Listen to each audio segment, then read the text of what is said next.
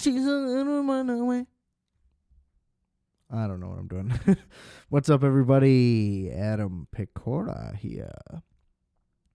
And you have tuned in to another tantalizing episode of Requiem for a Tuesday. Thank you for listening. Please rate, review, and subscribe to Requiem for a Tuesday if you have not already. And if you have, yet again, I thank you. Hit this, smash that subscribe, bro, and all that stuff. RFAT.bigcartel.com if you want a little tote bag. Put your little bananas in it.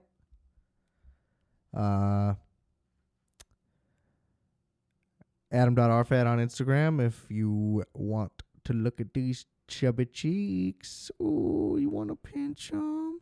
Yeah, you want to pinch them? I mean, whatever. That's good enough. Multiplex, Wolfx, the music, everything's linked in the description below. I don't know why I'm feeling Latin today. I'm feeling Latinx today. Speaking of Latinx, I saw the TV glow. What are people talking about with this piece of shit? This is as boring of a thing as I have ever seen. They hint at stuff happening and then it doesn't happen. And they use pure narrator / fourth wall breaking, just exposition filled fucking soliloquies, just telling you things that happened instead of showing you things that happened. This would have worked as a podcast. If this were a narrative podcast, I think it would have been better than as a movie. It visually was appealing. They, a little gimmicky with the neon drenched stuff. That was all well and good, and it looked nice. And listen, it's great that this is a movie for people that are feeling a certain way and that they can relate to the themes beneath the story. That I'm not trying to dispute any of that at all. My issue is simply just that the movie isn't good. If you want to have great themes that mean a lot to a lot of people, that's awesome that that's in the undertone of your movie. But if on the surface it's a boring movie with a disjointed story, with horrible scenes of exposition that maybe you wrote into the movie because the powers of the people on this TV show can manipulate time or whatever. It's basically about two trans kids where one is more open and the other won't admit it, which honestly didn't even really click. I kind of had to read that. That's just not my realm of you know what I mean? I just missed all that. Which does make it made the movie a little bit better, frankly, once I realized that was the thing and it wasn't just this completely empty thing. So maybe that's on me that I didn't catch it in the first place, but I still don't, I just still was not entertained. It doesn't retroactively make this a good movie, in my opinion. So they love this TV show and they bond over that, and it's still just the main character just doesn't really speak that much. And then when they do, it's directly to the audience. And they're filling in gaps of years of time. He doesn't seem to have any feeling when his mom died. I didn't really care for that either. I don't know what that's supposed to, if that's supposed to be some metaphor for something. But that was just off-putting the mom was like, I'm going to die. Are you going to be okay? And the kid just spits into a cotton candy. You know, am I missing something there? Or is that just absurd? Either way, you're not going to convince me that makes it good. Anyway, they love this TV show. It's like a kid's show, but like a scary stories to tell in the dark type of kid show where they're like demon hunters or whatever.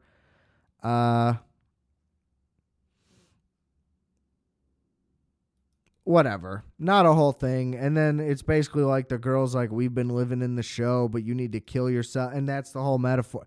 But like, it's just, I didn't like it. I really don't have anything more to say other than, just does not work as a movie for me. The acclaim, if that has, I just don't know where that comes from. If it's purely just on like, again, the themes of the movie, that doesn't make, the movie has to be the whole thing. It has to be what I see and watch also. Good on you for making like a really in-depth allusion to something, but I mean, nothing else to add to that. The theme of this week is essentially trend movies, because as I think I forgot to say at the top, I lied last week, but on accident. If you lie on accident, is it a lie? I'm asking you. I don't have an answer for that one. I said it was going to be Joker double feature. That movie doesn't come out until this Friday, which I will be seeing it. Technically, there was a screening today. Today is the earliest, I believe, that people can see Joker. Thursday is like the premiere day. Your boy's going Friday. IMAX, shelled out the extra cash. Better be worth it. I think that is either going to be a complete and utter disaster or like fucking incredible. I don't see a gray area, and I think frankly a gray area would be the most disappointing. I would really love it. It kind of needs to be a big swing, and it either needs to fully fail or fully work. Isn't that weird? Like, I would prefer a complete disaster over something that's okay. Too much spectacle has been made of it, and I'll get into it. I'll save it for then. But yeah, next week we're doing Joker double feature. Probably rewatch the first one beforehand. Get a little refresher. So yeah, Rebel Ridge is the next hot movie. So I saw the TV Glow was top 2 or 3 on Max. Rebel Ridge top 1 to 3 on Netflix. This was a Netflix original movie, whereas I saw the TV Glow did have a brief theatrical release, A24. But Rebel Ridge, not the case. Straight up Netflix production, not even acquired by. Look at them. As far as that goes, I mean, I can't even keep track of how many movies are Netflix originals at this point. I mean, for a long time, you were able to just like keep like a dozen or so in your head, but they just really have cranked out a bunch of shit. So, this was a good movie. My point being, for a Netflix original, straight to Netflix without any limited theatrical release at all, one of the best ones I've seen.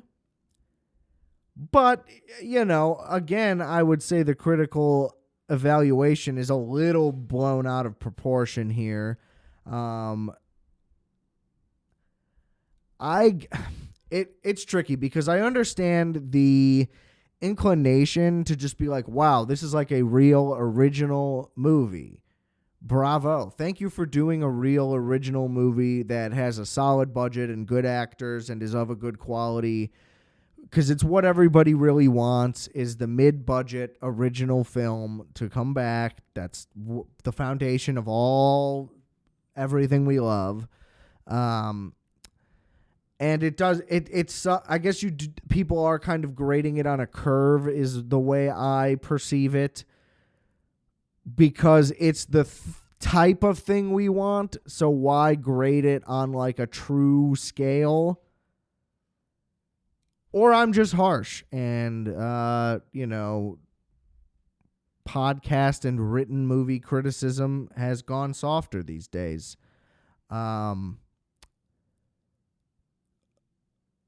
this movie, I don't really know where to begin, but John Boyega was originally supposed to star, and there was like odd reasons for which he left. I could see this movie being with John Boyega, and that would be good.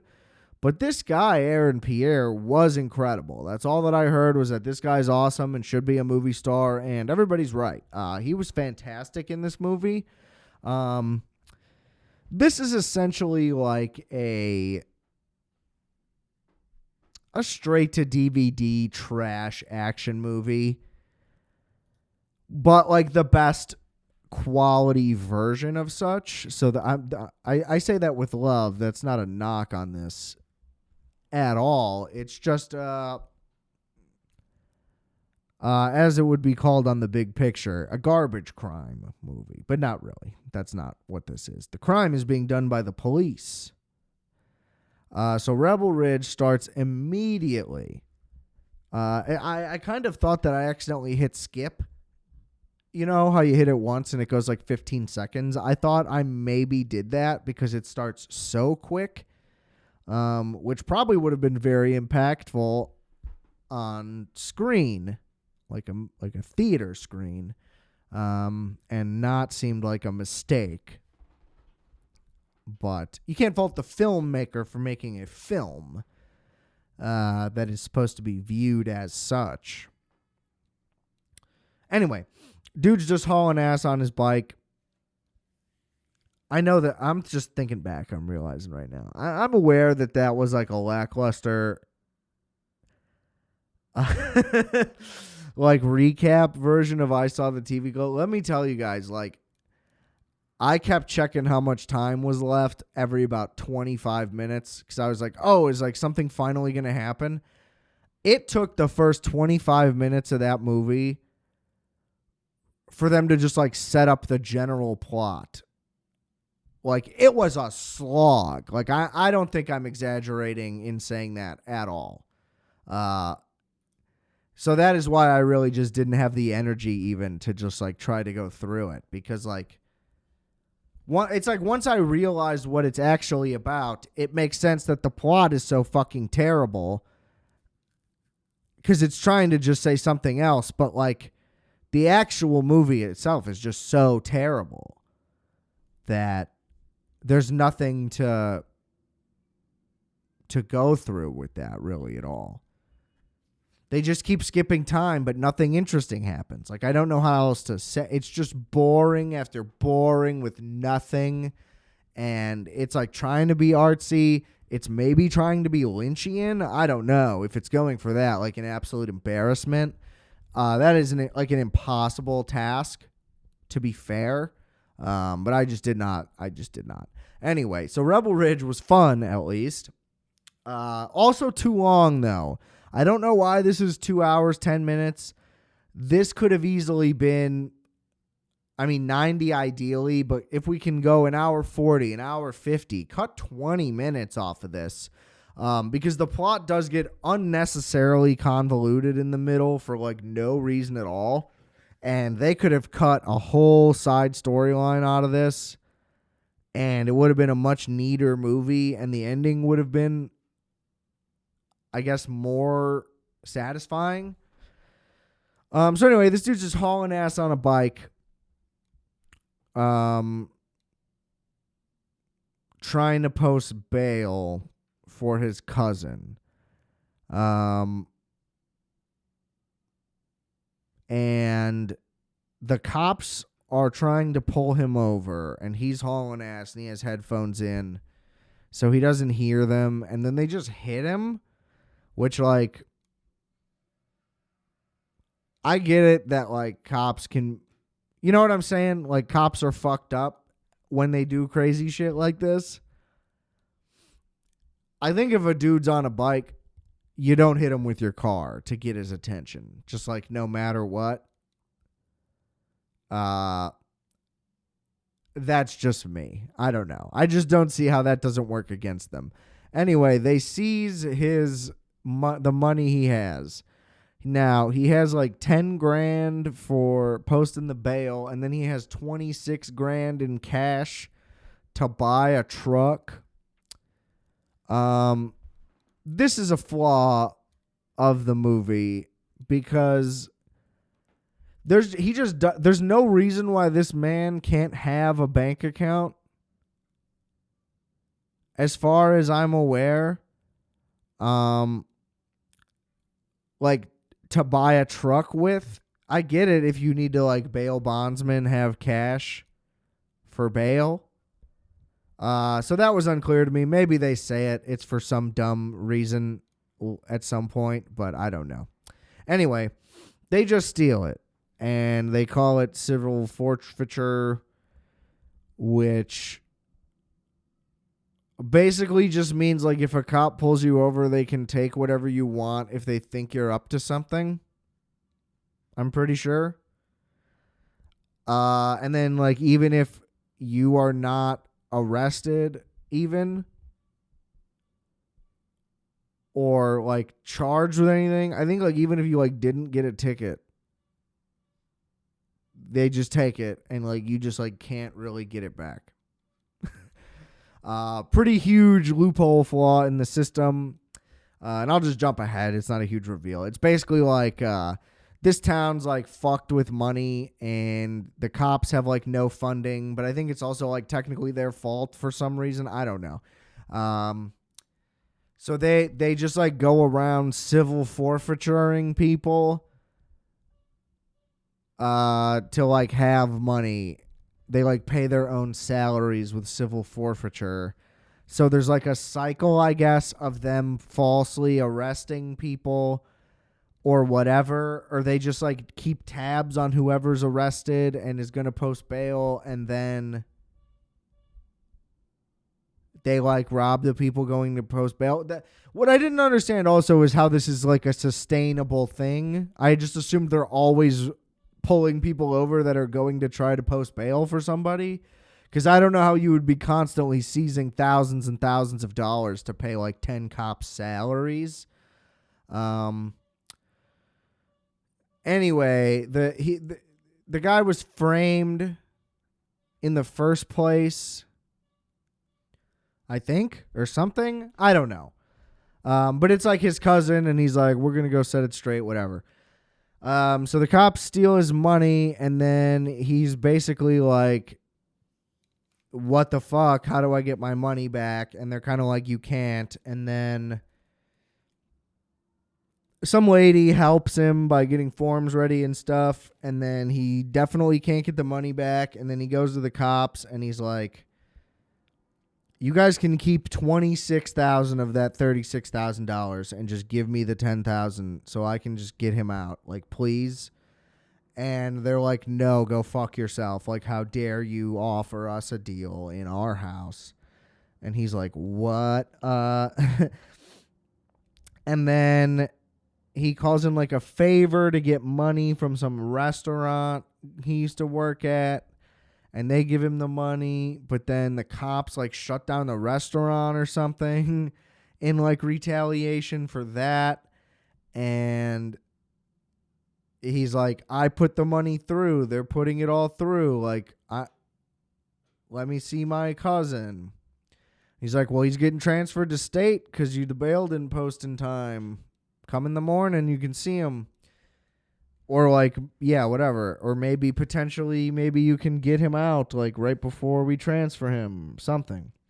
And he's like, all right, will do. And then he shows up and he's like, bus left early. Fuck you. And then he hauls ass on his bike and catches up with the bus. Another part of the movie I really don't believe. He's banging on the side of this police transport bus.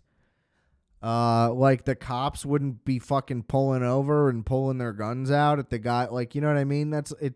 Even though he's on a bicycle, it's still like jailbreak vibes. If not just like a nuisance and an unnecessary distraction. Anyway, basically the dude's a narc and is going to get murdered if he goes to state. And he goes to state and gets murdered because he tells him to do protective custody, and I guess they like intentionally told the jail like to not listen to that or something. So his cousin is murdered, and then the girl, like while helping her out, or while helping him out, she discovers that like there are like a ton of cases that are just like his cousins where they're being held in jail for the maximum amount of time for no reason, for just like minor crimes, like because they can't post bail or for whatever reason. And then this is when it gets off the rails. They just like inject the chick with heroin because she's like onto something. And it turns into this like conspiracy movie for a minute, but it's really poorly written and it just goes by really quickly. And all the cops are like total scumbags, whatever. They fuck with a bunch of people. They flag down the guy and they try to kill him by planting a gun in his car, but he like avoids it. Oh, he's also this like martial arts expert, and all he ever does is like disarm in close combat, and he never like truly tries to injure anyone in any way. And he was like a Marine, and he's huge and he's jacked and he's awesome. And yeah, all the like fight type scenes and stuff are good. They're kind of just too few and far between, and there's a lot of just talking. And basically, I just don't like this whole girl character. She helps him out, but then all of a sudden she's like a heroin addict mom. And it's like, why do we care about this? The whole story is supposed to be about the dude, and we're just spending a whole bunch of time with her all of a sudden. And anyway, right after they inject her with heroin, her boss like makes her take a drug test. And she like works for the city government, so it's like fucks up her job, like, and her like child custody because they are the government. Anyway, so that's a whole thing. And then after he survives the gunshot, they basically just find out. They reveal the scam thing that I was saying, where it's like they're holding people. And then they reveal, like, the true reveal is basically just that, like, they hold people for 90 days. So they can't get public defenders. And then nobody ever looks for their dash cam footage. And the dash cam footage, like, auto erases after 90 days. So they just let everybody out after that. And that's how they keep stealing everybody's stuff the whole time. I guess maybe they also steal stuff and then like pawn it or whatever. I don't fucking know. And then they try to like, they break into the police station. They try to do like a whole swap thing. I don't know. I don't understand how they do the swap and then they're right back at the police station already. But they're at this Rebel Ridge that's in the title for about 4 minutes. And it's kind of an underwhelming thing. But it's clever how it's done. Basically, anytime the dude is on screen doing like sleuthy Jason Bourne type shit, it's awesome. And yeah, and then they find out who there's like one cop on the inside who's like against all the negative shit that they've been doing, and he finds out who that is, and then they fucking shoot him. And then they're able to like get away, and they retrieve the dash cam footage. He takes out like 20 cops. It's awesome. And they inject the chick with heroin again, and then they take both of those people to the hospital, the chick on heroin and the other cop. And then it just kind of ends. And basically he won finally. This whole thing was basically just like, just leave the fucking guy alone and it'll be fine. But they just kept fucking with him, so he just had to keep fucking with them back. Like, it was good. But we could have not used really any of the story with the chick, or develop it more and make this somehow slightly longer. But the ending was a little underwhelming, just kind of ends. And too long. But entertaining and really good moments. And Aaron Pierre is a good actor. And our guy, Don Johnson, is a gangster. And we love him. And he's an excellent villain, especially. Also, just want to mention, don't really want to go into too much because I don't have like a ton of thoughts. But watched Inside Out 2 finally, now that it is on Disney+. It was excellent. Not a lot of complaints, just very different than the first one. It mostly takes place amongst the emotions in the head, whereas I feel like the other one was kind of split between real life and not, but this is much heavier in the head. It's basically about like what puberty is like and navigating that at the beginning. I feel like they kind of just nail it. Like classic Pixar, just nailing it.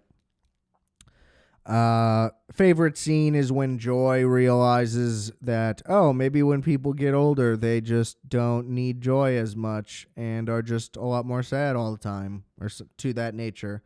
And yeah, nailed it. Pretty tough. But other than that, this isn't like an emotional roller coaster. I feel like the first one like definitely made me cry, if not like on the verge.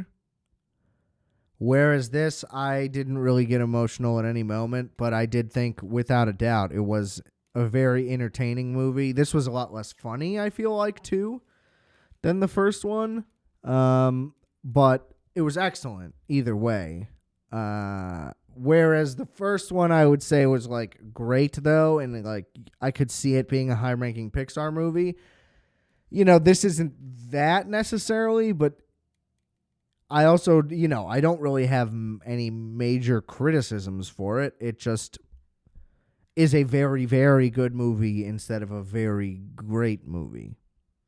You know, it's just like a notch below, but is very, like, it's not like they shouldn't have made it and that this ruins any legacy. Like, nothing like that. Excellent movie. I was just a little surprised that it wasn't as impactful, but still managed to be just as good. A little less imaginative, I guess. But I guess that's also kind of the point. So interesting. The other characters also, I just feel like the distribution wasn't there as much. They tried to just they added a lot, but they also don't really use that many. It's basically a movie about joy and anxiety. Whereas I guess the other one did get kind of split, but it would cut back to different things. Like the three would be alone, and then joy and sadness would be alone, and then it would be the girl and her parents. And it would just kind of go from those three as I remember it. Whereas this one's kind of just follows joy around, or anxiety around, 85% of the movie, and then and then it's like 5% Riley, the girl that they actually are living inside of, and then the rest is the rest. You know, we can work on those percentages, but great movie. Just wanted to throw it in the ring while we're talking. I don't know how new it was added. I don't go on Disney Plus like ever.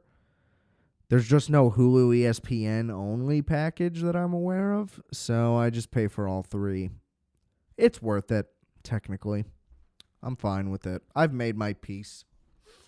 But either way, those are trending movies on streaming services this week. And Joker next week. IMAX. Mark your calendars. Papa's excited.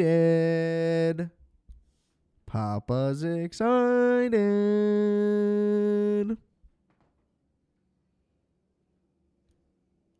right? All right.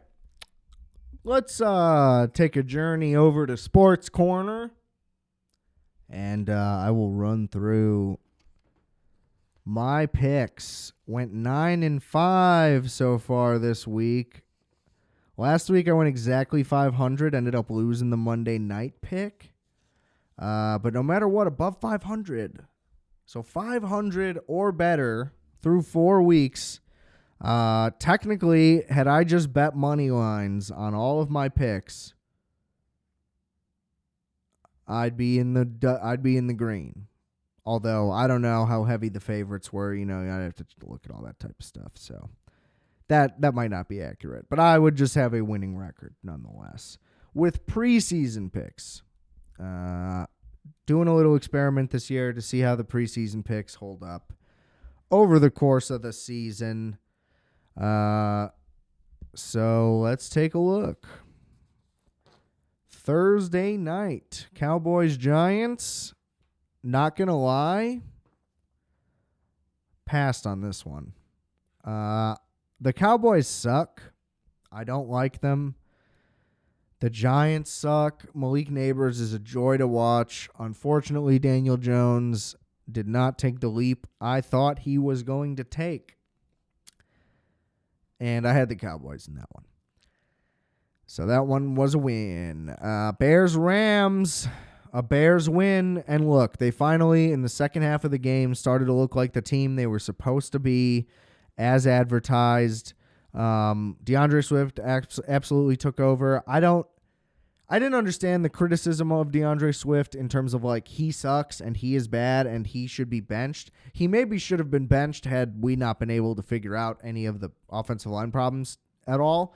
But I don't think that it was his performance. That was completely on the scheme / the blocking execution itself. The combination of that completely derailed the entire offense. And yeah, we corrected all the things we needed to correct outside of pre-snap penalties. So hopefully that is just the next thing. Should be able to beat Carolina. So I feel good going into next week, but obviously still some ways to go. The defense is without a doubt elite. Jaquan Brisker, I feel like, was a little quiet so far for the season, but he had a breakout. He was awesome all game. Technically, really had 2 interceptions, but whatever. Didn't establish his feet on one of them in the end zone. Still held him to a field goal. We are a great red zone defense. Torrey Taylor is a great punter. Saved our ass when the offense couldn't get it done or was, committing too many penalties to get it done. I don't like how DJ's being used. Still some dumb screen type stuff, but there was also some really great play design in there. Tevin Jenkins went out and Nate Davis had to come back in. Looked better for some reason. Tevin Jenkins also wouldn't be upset if we didn't re-sign him. Kind of looks like we're rebuilding the O-line from scratch anyway. We got Darnell, first rounder, Karan, third rounder, would have been a second round grade had he not been injured. We'll probably do 2 next year within the first 2 rounds if they're smart about it. And that would pretty much do it, frankly. I mean, that would be 4 out of 5. So it's just, is Braxton staying? Are we drafting a new left tackle? Is Karan playing left tackle? That's the big question in the future. Anyway, either way, we want Tevin to play well and be healthy. No disrespect. If they did re-sign him, I wouldn't be upset. But I just don't think his play has merited any mandate where we need to sign this guy so far. But we'll see. They need to keep it going. Again, it was one good half, not even really a good game. But defense and special teams still, it's among the best in the NFL. We're just really, really good at both of those outside of long field goals again. But that's okay. I'm feeling cautiously optimistic. Look, it's good to, like I said, you want to come on hot and be like the Saints, and everybody's like, oh, the Saints are the best fucking offense we've ever fucking seen in the fucking world. Can you fucking believe how good the fucking Saints are? And then it's like, all right, week 3 loss, week 4 loss, and it's like, oh, they are the team we thought they were gonna be. You want to round into form rather than come out blazing and then shit the bed. Now, the Bears came out and crushed our dreams with like dreadful performances. So, there's a balance. They need to be somewhere in the middle, but it's good to see progress going forward. Broncos, Jets. I had the Jets, and they should have really won. I mean, Zerline missed a field goal late at the end, but I mean, unreal that Bo Nix could have negative passing yards in the third quarter. I believe he had 60 yards passing, and all of it technically was to Cortland Sutton because the other yardage people had was offset by negative yards receptions that he had through the third quarter. One drive beat the Jets, basically. They had a field goal early, or I don't even know when the scoring happened, but one long field goal drive and then like a touchdown, and they couldn't do it. Are the Broncos some elite defense all of a sudden that I wasn't aware of? Sean Payton can just coach a fucking team, but they're also terrible. Like, Bo Nix is terrible. Their offense is terrible. Wouldn't want to be either of these teams' fans. So, nothing really to look forward to there. Vikings, Packers. I had the Packers. The Vikings, I'm telling you, Sam Darnold's not going to hold up. I just don't buy it. Even if they are a good record. I mean, look at the Kirk Cousins team that lost to my Daniel Jones Giants that year in the playoffs. This roster is built to win a bunch of regular season games. It doesn't mean that Sam Darnold is now good and this team is now a threat. I think that'll even out. Even if his play stays like technically good, he will cost them a couple of games, and they will not be a threat in the postseason because Sam Darnold is not a threat. And that's how I feel. And they almost blew the fucking game. It was 28-0. Jordan Love couldn't stop fucking heaving it in the air to nobody and getting intercepted. He probably shouldn't have even played. And they would have went heavy ground game, and they don't get in such a big hole. I'm all in on Malik Willis. I love Malik Willis. I have been playing with him in Madden since he was a rookie because he's super fast. And now apparently he's been coached into being a quarterback. So that's great for him. I'm going to root for him despite being on the Packers. It is tricky. I understand. But, whatever. Packers lose. That's better than the Vikings being 4-0. I could care less. Again, not a threat. Saints, Falcons. I had the Falcons in this one. Kirk Cousins does not make them better, though. It really was a huge mistake.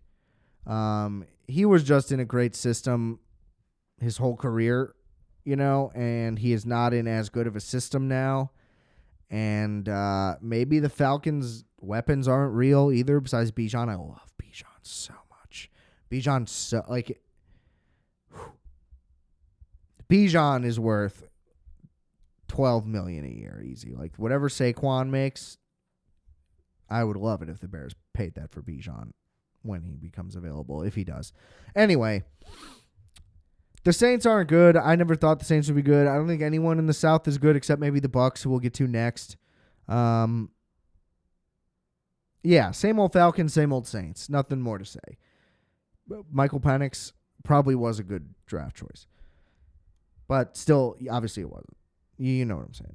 Eagles, Bucks. I had the Eagles. Again, the biggest mistake I made in this preseason thing was neglecting to realize how many times I picked the Eagles to win, and they ended up winning 12, 13 games.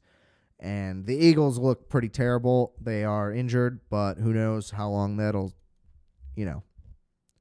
could plague the whole season already if everything falls apart.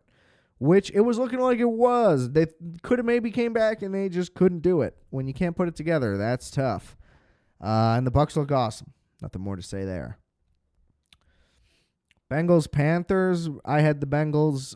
They were 0-3. If they would have lost this game, obviously season's over. And to the Panthers, that's embarrassing. They kind of proved that the Panthers win was also a little fluky. Makes me a little less worried for next week because the Bengals defense isn't that good, and they still kind of, Panthers weren't doing anything special. It just seems like they caught whoever they played last week off guard by starting Andy Dalton, and that's why they were able to look good. I don't see the Panthers. They're still going to lose a lot of games. They will win more games than they would have with Bryce, but they're still a bad, bad team. Go Bengals. Had the Bengals. Jaguars, Texans. I had the Texans. Trevor Lawrence is terrible. I've been saying it for at least a full year. It definitely all preseason and this season on this show. Texans need to pull it together a little bit more, but that's about it. Colts, Steelers. I had the Colts. Can't believe I got that one right, frankly. Justin Fields cost them the game. You're hearing a lot of Justin Fields comparisons every game. It was that the Steelers were 3-0 before, and then this time it was that he threw for 300 yards. But last week when Caleb threw for 300 yards, didn't matter because they lost. Justin Fields, horrible fumble. Weird play where he just won't go down. Used to do that all the time and then fumble, run backwards too much. Just go down, just go down. You're not going to make the play out of it. He would do it sometimes like while running, so you'd think, but no. There's some disasters there. Weird play where he was like standing up but bent over and he fumbles. Fumbled the snap at the end. Guy cannot do it in the fourth quarter. He needs the lead in the fourth quarter. And he'll throw the game away, too, in that sense. But you're not going to come back victory with this guy. I mean, he can, he's not going to be 0 for whatever for his career. But ugly. They should have won that game. And I'm rooting for the Steelers and Justin Fields. It helps our draft pick. I hope they win. I hope he has a great career. But that was ugly. And Joe Flacco's still good. Why? I don't know. He looked bad on the Jets. He was bad when he was on the Ravens still at the end. Commanders, Cardinals. Had the Cardinals. Big mistake. Commanders look great. Don't really want to talk about it. We're talking comparisons. It's way too early. 4 games into their careers. Frustrating that they hired Cliff Kingsbury and we did not, who was Caleb Williams' offensive coordinator, and he looks great with Jaden Daniels. A little frustrating considering how our offense has looked, but we'll see. Cardinals, don't know what to make of them. Are they explosive? Are they terrible? It doesn't make any sense. 49ers, Patriots, had the Niners. I mean, that was a no-brainer game. We know everything we need to know. Hope you can hang in there, Jacoby. Browns, Raiders, I had the Browns. Big mistake. They're terrible. They got hosed on one play for a touchdown for sure. But other than that, Deshaun Watson sucks. They're not going to win if he's playing. They need to just eat the money and let him ride the bench. I mean, what's the difference? I guess just let him, while the offensive line is hurt, just let him keep taking hits back there because fuck him. Maybe that's the reasoning, but yikes. The Raiders also probably aren't going to be good. Chiefs, Chargers, without Rashee Rice, I mean, it's going to be tough for them to keep winning, but it's Mahomes, and they just know how to win, and their defense is awesome. So I'm not worried about it. I think they probably will make a move. Maybe they'll re-sign Kadarius Toney. I was just going to say there's no Kadarius Toney type trade out there where they can get somebody on the cheap. So they may have to give up some capital, which they don't usually do. But, I mean, they're going to need somebody else, I would imagine. But the Chargers have the same problem, is that they couldn't get anybody else. I mean, I don't blame them for trying to continue to develop Quentin Johnston. People called him a bust during his rookie year, which is a little crazy. And he's doing better this season. They need one more guy, but they had a cap problem and whatever. But I think the Chargers, the Harbaugh effect, I'm going to keep rooting for them as well. Bills, Ravens, had the Ravens. Didn't expect the blowout. What more can you say? Derrick Henry on the Ravens is a perfect fit, just as I thought. Just as everybody thought, really. So, Ravens look great. I have the Dolphins tonight. Probably won't go that way given their injury problems, but we'll see. And I have the Seahawks over the Lions. That could obviously go either way. This has been Sports Corner. This has been Requiem for a Tuesday. thank you all for listening. I appreciate it. We love you. Let's get the numbers up. Share this episode. Review this episode. Rate this show. Subscribe to this show. And yeah, do all that great stuff. Check out the links in the description below. Lots of good stuff for y'all. And remember, I are fat. You are fat. We are fat. Calculator.